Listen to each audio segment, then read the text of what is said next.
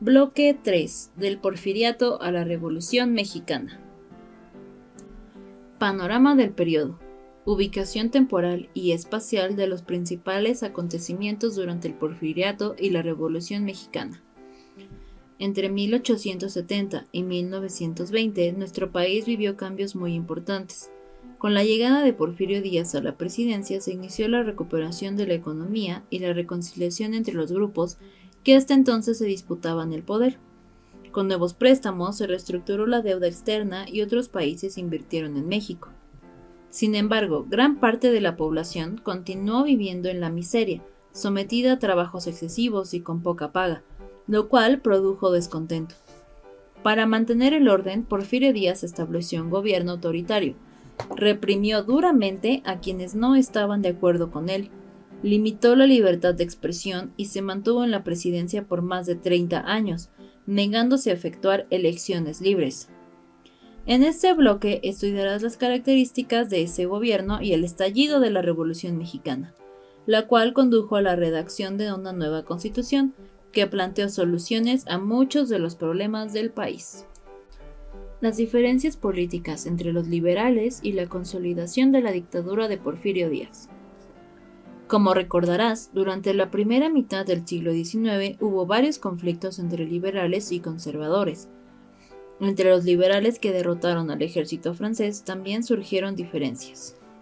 Así se formaron dos grupos, los civiles que acompañaron a Benito Juárez desde la Guerra de Reforma y los militares que adquirieron prestigio durante la intervención francesa, y eran encabezados por Porfirio Díaz.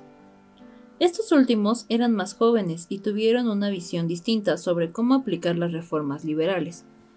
Por ejemplo, buscaban mejorar la relación con la Iglesia e impulsaron la reorganización de la economía nacional y las instituciones de gobierno. Con el triunfo de la República en 1867, Juárez volvió a ser elegido presidente por un periodo de 4 años. Con ello se prolongó el mandato que ejercía desde 1858.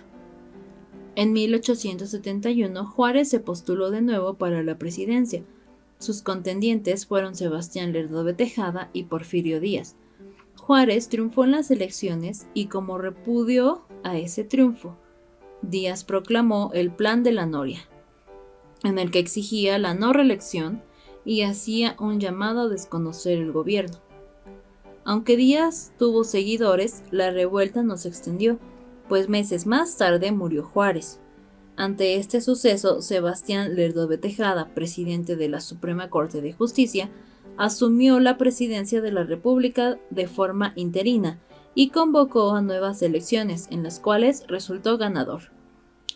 Lerdo de Tejada fue presidente de 1872 a 1876. Durante su mandato se enfrentó a la Iglesia porque aplicó con rigidez las leyes de reforma. Asimismo, impulsó el federalismo, la separación y el equilibrio de los tres poderes, la participación pública mediante el voto y el respeto a los derechos civiles. Terminando su periodo, Lerdo buscó reelegirse, lo cual provocó la inconformidad del Congreso y de Porfirio Díaz. Este volvió a levantarse en armas y se puso al frente del Plan de Tuxtepec, en el que exigía de nueva cuenta la no reelección. Díaz recibió un amplio respaldo de gran parte de la población y finalmente Lerdo se vio obligado a renunciar y exiliarse en Estados Unidos. Porfirio Díaz fue elegido presidente y asumió el cargo en 1877. Los primeros años de su gobierno fueron de ajustes y búsqueda de la paz.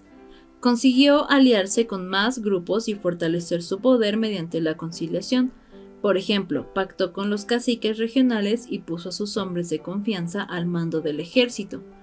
También trató de unificar a los liberales y reconciliar al gobierno con la Iglesia y los conservadores.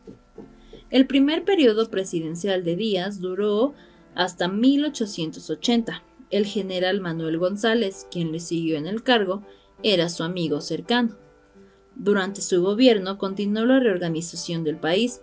Se construyeron vías férreas, se creó el Banco Nacional de México y además se reabrió el Colegio Militar. También se firmó el Tratado de Límites con Guatemala, se estableció la primera fábrica de armas en el país y se fortalecieron las relaciones diplomáticas con Estados Unidos y Europa. En 1884, el general Díaz volvió a ocupar la presidencia. Las acciones que emprendió le permitieron fortalecer su poder y mantener la estabilidad. Contó con el apoyo de políticos, militares, inversionistas, terratenientes y de la clase media, quienes consideraban que debía permanecer en el gobierno para mantener el orden y el crecimiento económico. En los siguientes años, Díaz se reeligió 5 veces consecutivas. Su gobierno se convirtió en una dictadura porque eliminó las libertades políticas. Censuró a la prensa, reprimió las protestas sociales, impidió que se llevaran a cabo elecciones libres e impuso a los gobernadores de los estados. Además, las instituciones de justicia y el poder legislativo obedecían sus órdenes. Esta etapa de la historia de México se conoce como Porfiriato.